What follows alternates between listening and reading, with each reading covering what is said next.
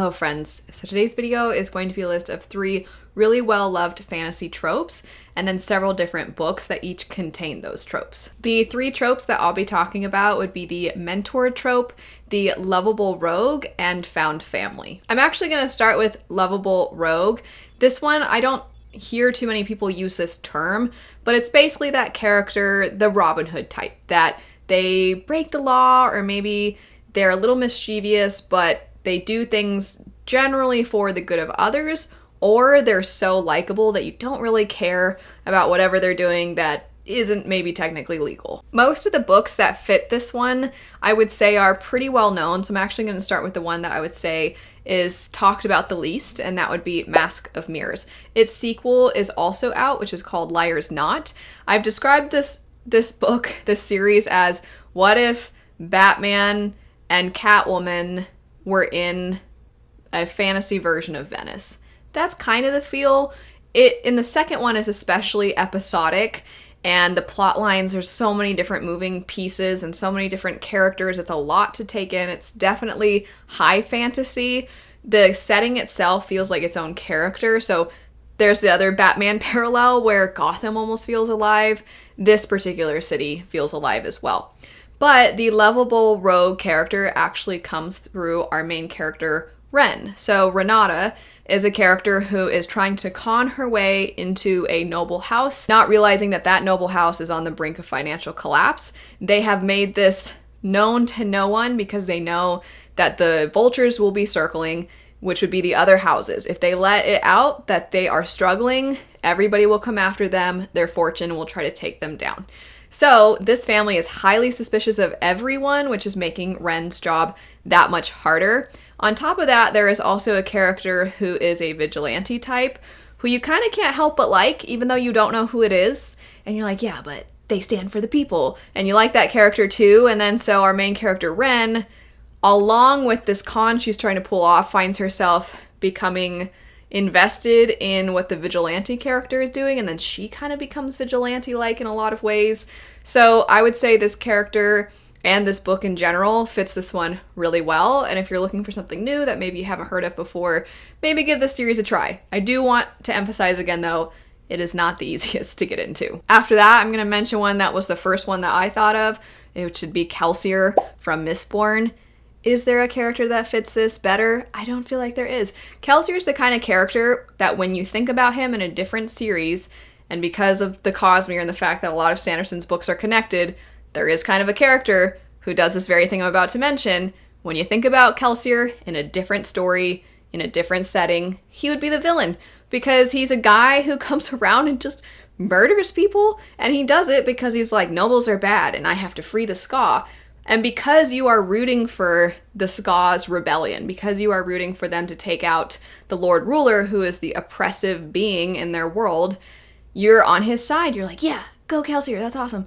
But then you realize he kind of kills indiscriminately. He doesn't really think too much about who he's murdering. He's just like, well, they're nobles, so. And you're like, I mean, maybe not all of them. And that's a big question that comes up in the story, and then that leaves room for character growth. But even if no character growth takes place, you're like, yeah, but it's really hard not to like Kelsier. He's just always optimistic. He's always pushing forward. He's always got a smile on his face. He's always an encouraging figure, a mentor-like figure. He's always trying to bring everybody up, except for the nobles, who he definitely wants to take down. Also, the Bone Shard daughter is another great one. The character Jovis I always describe as somebody who cannot help but sort of stumble into being heroic. Jovis is somebody who is a smuggler, and he's doing this so that he can try to earn enough money to search for his missing wife. So already you feel for the guy, because you're like, I mean, that's a pretty decent reason to maybe do something that's not the best. The lovable rogue character often has some kind of moral code that they stick by, even if it's not the legal code. And so Jovis, I think, fits that really well because he has a moral code. He won't do something that is very negative and is going to contribute to harming others. And you're like, I mean, see, he's just trying to do this so that he can find his wife who's missing. Can you blame the guy? But then he kind of does start to do stuff that helps other people a lot. And then he kind of starts to be known And it's fantastic. I don't want to say too much more because I feel like the progression of Jovis's storyline in The Bone Shard Daughter is great. I love him so much. He could not fit this particular trope better. We also have Lila Bard from Shades of Magic. Lila is somebody who's very rough around the edges. She does whatever she has to. She's ruthless. She's kind of callous, but in some ways you kind of can't help but root for her, and she's just somebody who is a bulldozer. She's always going forward. She's just a little less happy than someone like Kelsier, but you also are like, all right, come on, I do kind of want you to enter this competition, or I do kind of want you to go to this place, and I do kind of want you to take this person out. So she's somebody that gets you hyped up, because the other character in the story, he's great, but he's also just he's a little moody. So to have her come in and just be this wrecking ball, you're like, yeah, I feel like we need this. Also, Monza from Best Served Cold, which takes place in the same world as the First Law series by Joe Abercrombie. Monza is out for revenge, and how she is trying to get revenge, she does not always do the best of things. She's not lovable like Jovis and Kelsier. She's just somebody that she is so determined, and she is kind of epitomizing the, well, what does it cost to get revenge? Is it even really worth it? And she's like, probably not, but I'm gonna get revenge anyway. And you're like, that's right, you are. And again, you kind of can't help but root for them. So maybe less lovable and more rootable when it comes to her. Switching now into the mentor-mentee trope, I think absolutely one of the best instances of this is in The Age of Assassins. So this story sounds like it would be really cool and action-packed. It follows an apprentice to an assassin, and they are being used to find another assassin. You're like, oh, this is gonna be so fun. But it's kind of moody. Also, I know that on surface level, it sounds a little bit like Assassin's Apprentice. It's not really like Assassin's Apprentice, aside from those surface level things. But either way, our main character and his relationship with his mentor is one that I really liked. There's a lot of character growth that occurs as a result of communication with the mentor, thinking what the mentor would do. There are flashback sequences in this story, and so you realize how much of an impact the mentor has had, and you can see the way it's contributing to how our character develops, because it's kind of a coming of age story as well. So I really liked the relationship between those two. Another great one would be Full Metal Alchemist. Alphonse and Ed and their teacher Izumi are the best. They're the best. Izumi is a no-nonsense kind of lady. Nobody messes with her, and she puts Al and Ed in their place constantly, but she's also kind of teaching them the ways of the world. She's somebody who they can come to when they need that parental figure, especially because in Full Metal Alchemist, these two young boys are forced to grow up so much faster than they should have to. So to have this character who is able to be both a teacher and in a lot of ways a parent to them, it's absolutely fantastic. And on top of all that, she teaches them how to fight. And she teaches them how to use their magic and understand the consequences of their actions. She kind of instills a certain set of morals within them, and she helps just strengthen who they are at their very core. A very interesting mentor-mentee relationship can be found in the Aurelian Cycle by Rosaria Munda. So this is one that I can't elaborate on too much as to why I'm saying, oh, it's actually kind of interesting.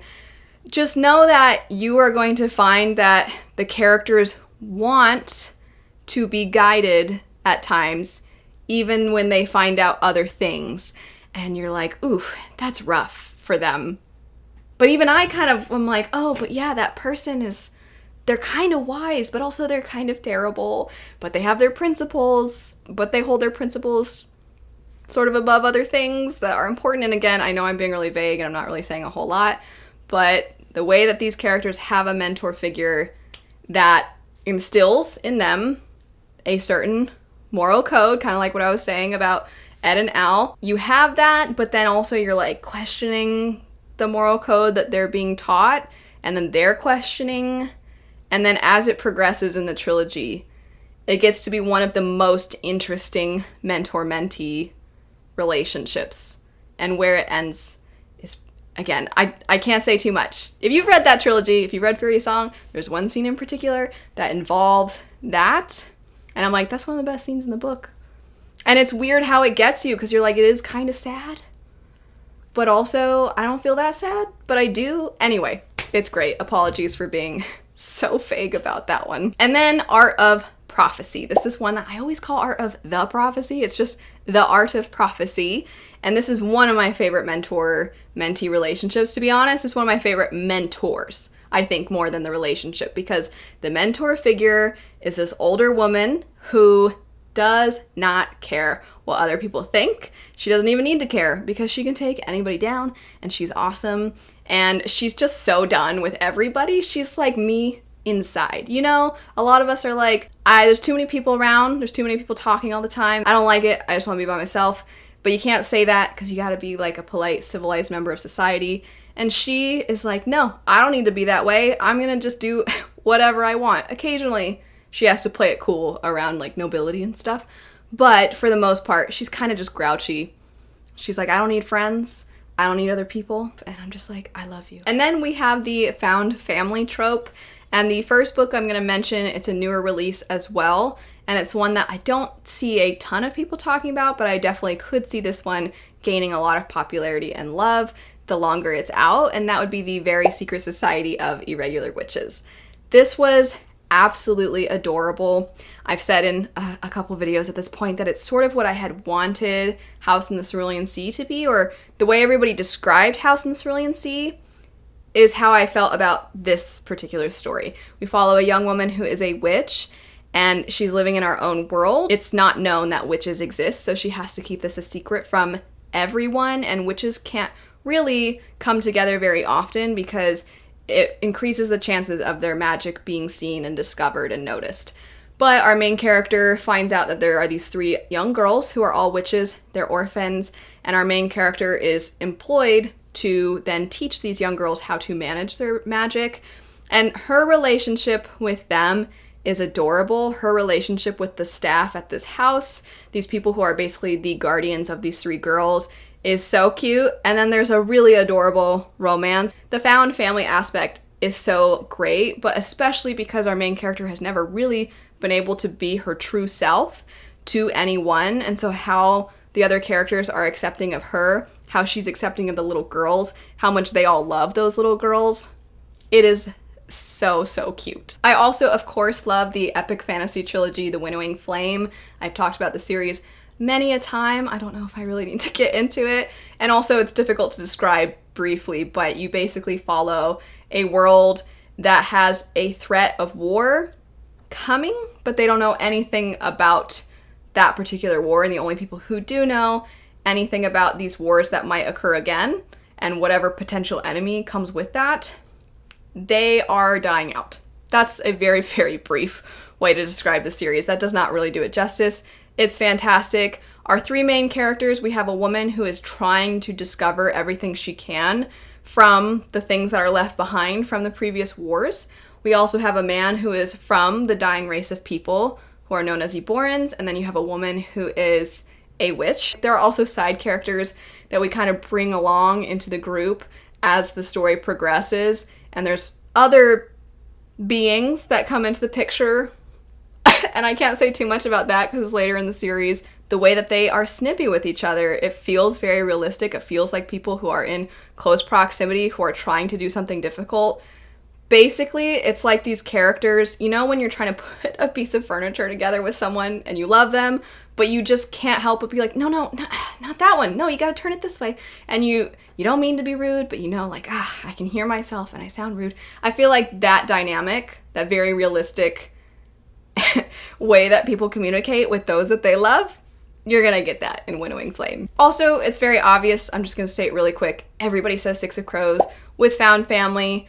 I'm gonna mention it as well just because how can you not? You have this group of people that come together to accomplish this impossible heist, but of course Six of Crows is very much a character study of all these individuals and their past, their trauma, and how all of them together help one another, sometimes through messy arguments, sometimes fighting, literally physically sometimes fighting, and then also sometimes being very gentle and being vulnerable, and you have this huge range of emotions, of interactions. So had to mention Six of Crows really quick as well. And then last, I'm gonna say Raybearer. This story is a duology, so there's 2 books, and we follow a young girl named Tarisai who has been tasked with killing a very important individual.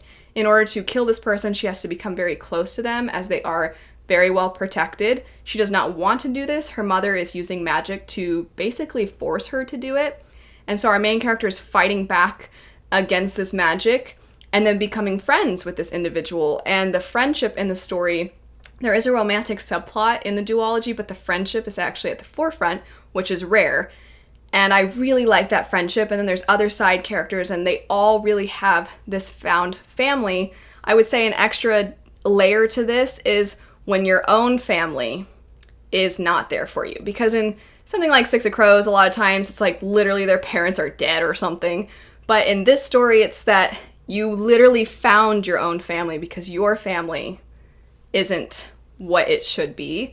And that extra layer, I think, really, it stands out in this duology. That's it for some stories that have some of our absolute favorite tropes. Feel free, of course, to add any of your own recommendations. But anyway, thanks so much for watching. I hope you have a great rest of your day, and I'll see you all later. Bye.